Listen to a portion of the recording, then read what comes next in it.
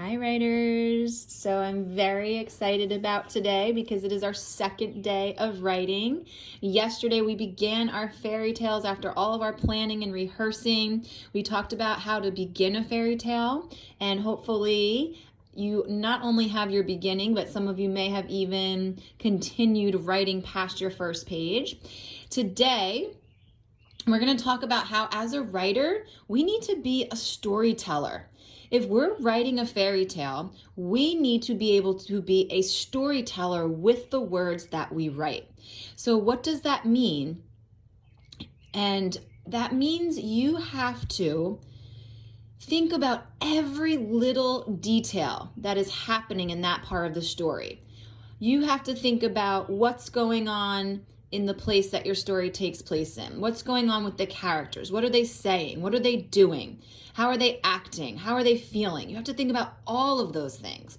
So today I want to show you some examples of how authors become storytellers and what would happen if they were not a storyteller. So we're going to start with this book that we have looked at a few times, and it is the true story of the Three Little Pigs. So I'm going to read what the author wrote, and I'm going to tell you what it would sound like if this author were not a storyteller. I was feeling a little better, but I still didn't have my cup of sugar, so I went to the next neighbor's house. This neighbor was the first little pig's brother. He was a little smarter, but not much. He had built his house of sticks. I rang the doorbell on his stick house. Nobody answered. I called, Mr.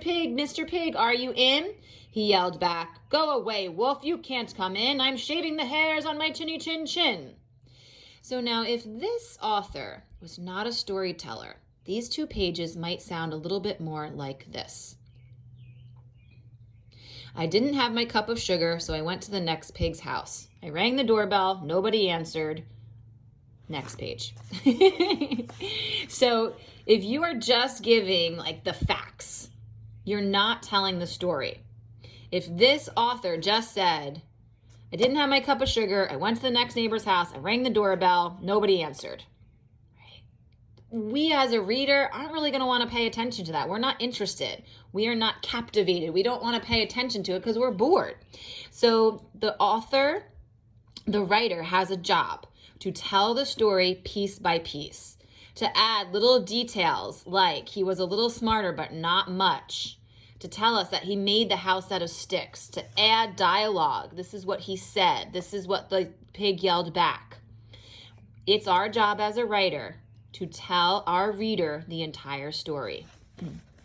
I have this, which is from a second grader story called Cindermel, and this is the second page in their story. She heard a noise, so Cindermel went to open the door. It was the mailman. Delivery for Cindermel! Delivery for Cindermel! The delivery man shouted. Delivery man handed Cindermel the envelope. Just as Cindermel closed the door and was about to open the envelope, John snatched the envelope from Cindermel and quickly opened it. And it gave Cindermel a big paper cut. It's an invitation to the Royal Princess Parade. So if this author, who is a second grader, just like you, if this author did not tell the story and was not a storyteller, it would sound more like this. Right? She heard a noise. She went to the door. It was an envelope. Just as she went to open the envelope, John came and took it from her. Right? It's boring. It has no story behind it. So experts do it. Second graders can do it too. So to show you an example from my book that I've been writing, okay, here's my beginning page from yesterday. Once upon a time, there were three very curious little fish. They lived in the deepest part of the Atlantic Ocean. One day they decided it was time to go off and explore past the little place they had always called home. So now what I did is I wrote my second page, and I did it two different ways. I did it with just the facts, and I did it as a storyteller. And I want for you to see the difference between the two. So this is writing with just the facts. They packed their bags. They said goodbye. The three little fish swam off. Right? 3 sentences. It tells the story, but it just doesn't tell me enough.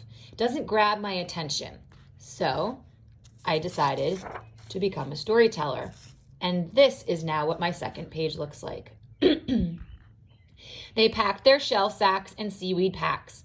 Each one kissed Mama Fish goodbye, telling her they loved her. Mama Fish warned the 3 little fish, "Be careful out there. The ocean is full of many creatures much bigger than you." So look at these 2 pages. They are both talking about the same thing, the same part of the story, but one is being told as a storyteller and one is just telling the facts. We as an author, especially of fairy tales, we want to be the storyteller. We want to add details. We want to tell the story bit by bit, piece by piece. We want to add dialogue. We want to share what the characters are saying. So just like me, just like other second graders, and just like the experts, you can be a storyteller too when you are writing. Happy writing.